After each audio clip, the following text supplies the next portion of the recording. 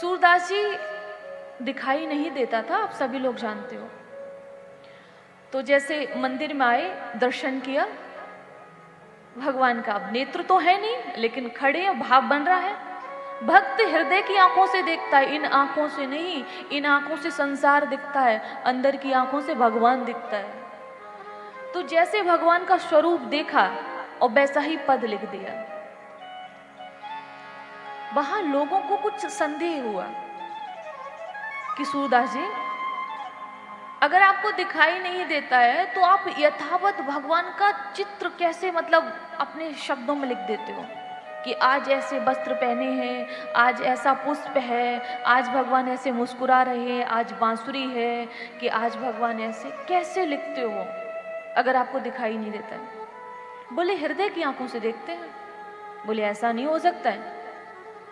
तो कहते हैं कि एक बार भगवान के सारे वस्त्र हटा दिए गए और मोतियों से भगवान को सजाया गया, मोती पहनाए गए। अब मोती से कितना तन ढक सकता है, आप भी समझ सकते हो। मंदिर के सामने सूरदास जी को खड़ा कर दिया। बोले आज बताइए पद के माध्यम से कि भगवान ने कौन से वस्त्र पहने हैं, बताइए आज भगवान के वस्त्रों का रंग कौन सा है सूरदास जी? तो सूरदास जी ने पद गाया कि आज हर देखे नंगम नंगा। ऐसा स्वरूप तो हमने आज तक नहीं देखा है। बोले कैसे? बोले आज हर देखे नंगम नंगा, एक भी वस्त्र नहीं है, मोतियों से सजा रखा है। बोले एक एक अंग दिख रहा है, लेकिन फिर भी बड़ा मनोहर है, सुंदर है। तो कहते हैं जिन्होंने ये कहा था वो गोसाई जी के बेटे थे, उनके चरणों में गिरे। बोले हमें क्षमा कर देना, हमसे बहुत बड़ी भूल हो गई, भक्त अपराध बन गया कि हमने आप पे संदेह किया। 1.25 लाख पद लिखे हैं सूरदास जी ने, लेकिन कुछ ही पद हम लोगों को प्राप्त हुए हैं। और आपको एक पहचान बताऊं उनके पदों की। सूरदास जी जब पद लिखते थे तो लिखते लिखते कभी कभी थकान हो जाती थी, सो जाते थे वहीं पे ऐसा। तो जो लाइन छूट जाती थी वो स्वयं भगवान आके लिखते थे। और उसकी पहचान क्या है? जिस पद में लिखा है सूरदास, जैसा अभी मैंने बोला, सूर पतित को ठोर कहाँ है, तो ऐसे ही लिखा होता सूर श्याम को। तो उसमें सूर श्याम, जिसमें सूर श्याम है वो कृष्ण ने लिखा है, और जिसमें सूर लिखा है वो सूरदास ने पद लिखा है। ये उनके पदों की पहचान है। अब आप सोचिए कैसे अनोखे भक्त थे वो, आप सोचो। कहते उनकी भक्ति से प्रसन्न होकर एक बार भगवान ने उनको दर्शन दिया। सूरदास जी के सामने खड़े हैं। सूर हमें पहचाना? सूर कहते प्रभु आपको रोज ही मैं देखता हूं, भला आपको क्यों नहीं पहचान पाऊंगा? बोले सूर मैं वो हूं जिनकी तुम अर्चना वंदना करते हो, जिनका तुम ध्यान करते हो, मैं वो हूं। प्रभु मैंने पहचाना, क्या तुम मुझे देख पा रहे हो? प्रभु आप जानते हो संसारिक नेत्र नहीं है, आंतरिक नेत्रों से मैं आपको देख रहा हूं। बोले सूर मैं तुम्हें कुछ देना चाहता हूं। बोले नहीं प्रभु कुछ चाहिए नहीं हमको। बोले नहीं, मेरा दर्शन दुर्लभ नहीं होता है, मैं कुछ देकर ही जाऊंगा। और भगवान ने उनको ऐसा कहते कहते दृष्टि प्रदान की। और जो दृष्टि प्रदान की, भगवान की मनोहर छवि को नेत्रों के माध्यम से जी भर के देखा।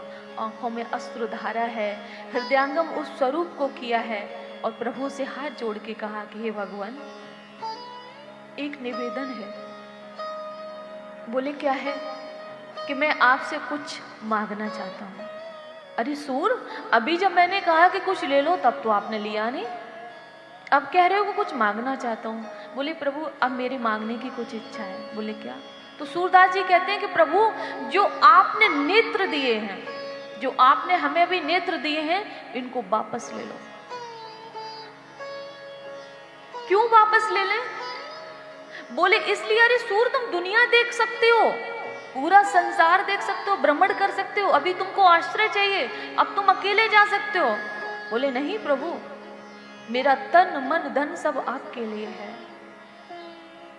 बोले कि जिन आंखों से हमने आपको देख लिया अब इस विषयी संसार को देखना नहीं चाहते हैं,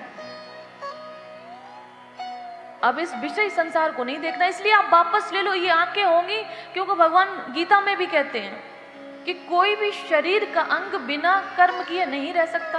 आंख बिना देखे नहीं रह सकती, हाथ बिना चले नहीं रह सकते, मुंह बिना बोले नहीं रह सकता, कान बिना सुने नहीं रह सकते, तो कर्म तो करेगा ही करेगा ये अंग। तो बोले प्रभु हम इस संसार में आपके अतिरिक्त किसी को देखना नहीं चाहते अब, इसलिए आप इन आंखों को वापस ले लो।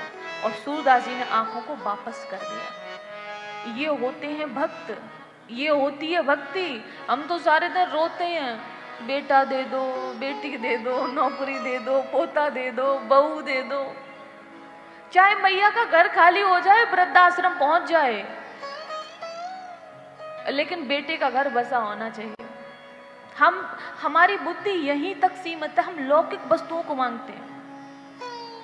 यदि मानव भौतिक पदार्थों को एकत्रित करता है, यदि मानव भगवान से भौतिक वस्तुओं को मांगता है, तो सच मानिएगा कि अपने कीमती समय को गंवा रहा है, सच मानिएगा, क्योंकि हमारा उद्धार इन सब से होने वाला नहीं है। तो ये थे सूरदास जी, ये था उनका चरित्र। इसे भक्ति कहते हैं, इसे भाव कहते हैं।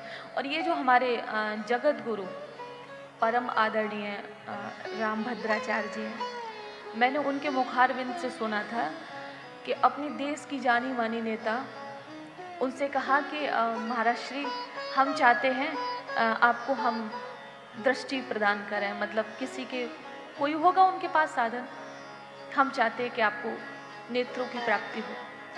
तो जानते हो मैंने उनके शब्दों से सुना, कोनो महाराज श्री ने कहा, बोले महोदया एक बात बताइए,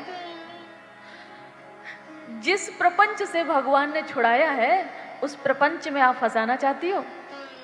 उन्होंने ये बात बोली। वो इस धरती के सूर हैं, आज के समय के सूर हैं।